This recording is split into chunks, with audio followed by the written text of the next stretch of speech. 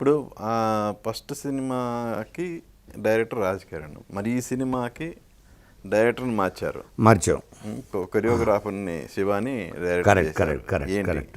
కారణం ఏంటంటే నాకు రాజ్ కిరణ్ యాక్చువల్గా ఆ పాయింట్ తీసుకొచ్చింది రాజ్ కిరణ్.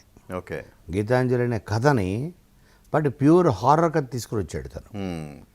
రాజ్ కిరణ్ తీసుకొస్తే నేను ప్యూర్ హారర్ నేను చూడను, నేను చెయ్యను కూడా. ఎందుకంటే నాకు కమాండ్ లేదు దాని మీద.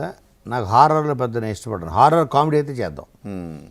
ఇది స్క్రిప్ట్ని నువ్వు తెచ్చిన పాయింట్ ఏదైతే ఉందో ఈ కథ మార్చుకోవడానికి నాకు స్వేచ్ఛని ఇస్తే నేను చేస్తాను. మీ ఇష్టం సార్,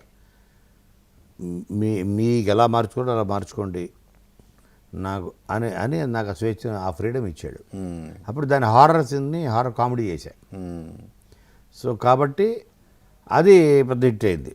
ఇప్పుడు దీనికి ఈ సీక్వెల్కి ఇంకొంచెం దీనికి స్పాన్ పెరిగింది, నెంబర్ ఆఫ్ యాక్టర్స్ పెరిగారు, చాలా బిగ్ స్పాన్ ఇది. ఇప్పుడు ఇదే టైంలో నాకు శివతుర్లపాటి అనే కొరియోగ్రాఫర్ నిన్నుకోరులో కూడా బ్రేకప్ సాంగ్ ఉంటుంది, అమెరికాలో చేసాం.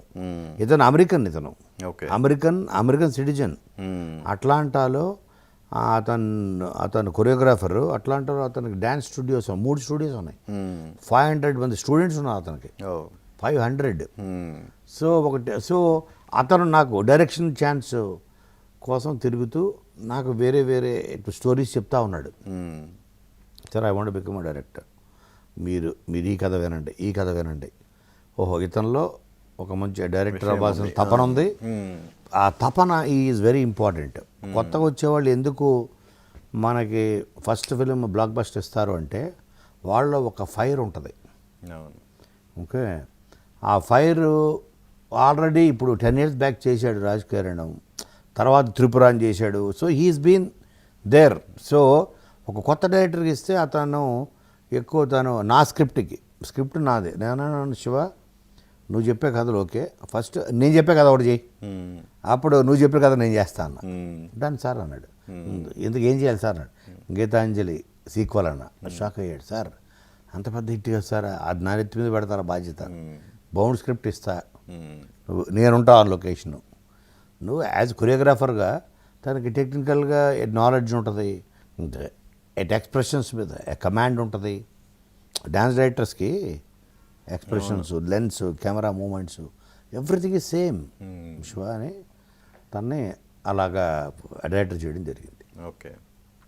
అంజలి, ఇప్పుడు 10 years బ్యాక్ మీరు గీతాంజలిలో యాక్ట్ చేసినప్పుడు అంజలికి, ఇప్పుడు గీతాంజలి మళ్ళీ వచ్చిందిలో యాక్ట్ చేసిన అంజలికి మధ్య మీరు గమనించిన తేడా ఏంటి?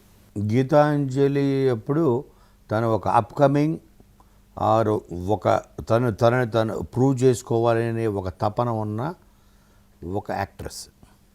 ఇప్పుడు ఒక స్టార్ తను ప్రూవ్ చేసుకొని సోలో హీరోయిన్గా అటు మీరు చూస్తే ఓటీటీలో, ఇటు మూవీస్లో, బిగ్ ఫిలిమ్స్లో, గేమ్ చేంజర్లో she is one of the heroine Ram Charan పక్కన. సో ఇప్పుడు స్టార్ అప్పుడు స్టార్ కాదు, ఇప్పుడు స్టార్తో పనిచేస్తున్నాం. But she same. బట్ చెప్తున్నానంటే తన ఇమేజ్, తన మీద ఉన్న ఎక్స్పెక్టేషన్స్ యాజ్ అన్ యాక్టర్గా కూడా పెరిగిపోయాయి. ఇప్పుడు మన కొత్త వాడిని పరిచయం చేయడం వేరు.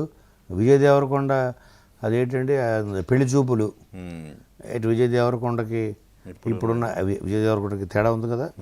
అంటే మనం చూసే విధానం, పబ్లిక్ కూడా చూసే విధానం, అంటే అతని నుంచి ఎక్స్పెక్ట్ చేసేవి చాలా ఎక్కువ ఉంటుంది కదా, ఎక్కువ ఆశిస్తారు. అది కొంత ప్లస్, కొంత మైనస్ కూడా. ఏదో చేసేయాలి. సో ఒక స్టార్డమ్ క్రియేట్ అయిపోయిన తర్వాత ఫ్యాన్ బేస్ మీకు క్రియేట్ అయిపోతుంది. అది ప్లస్. ఒక రకంగా సినిమాకి ఓపెనింగ్స్ తీసుకొస్తారు, ఒక రకంగా ఇట్ మైనస్, హై ఎక్స్పెక్టేషన్ పెట్టుకొస్తారు ఫ్యాన్స్. అంటే మీ